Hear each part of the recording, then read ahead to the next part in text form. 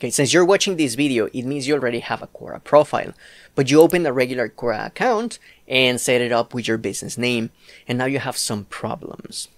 Well, the good news is that you can turn your user profile into a business profile quite easily. In fact, if you do it, you will see many benefits. For example, multiple users can be added as administrators, giving your business the ability to manage content teams under one profile.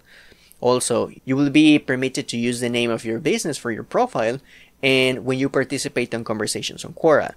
And this is especially beneficial for businesses using promoted answers for Quora ads. Another benefit is that your account will be designated as a business with a business icon on the profile image, and you will be able to define and display industry topics that your business is involved in on your profile page.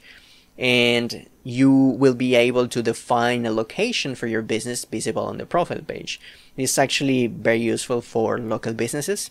So if you have a local business and you want to highlight your location, then you can do that. And all of these benefits are important because Quora uses a lot of this information to give your account authority and to rank your Quora answers. So ideally, you should turn your profile into a business account. But how do you do it? Well, the process is actually pretty simple. All you have to do is contact business-help@quora.com with the URL of the user profile you wish to convert into a business profile. Also, provide them with the URL of the user profile you wish to have as an administrator and the reason you need to convert your Quora profile. After that, Quora will revise your application and let you know how to proceed. Now, if you already have a business profile, but you want to turn it back into a user profile, the process is very similar. What you'll want to do is contact business-help@quora.com with the URL of the business profile you wish to convert back to a user profile and the reason you need to convert back to a user profile.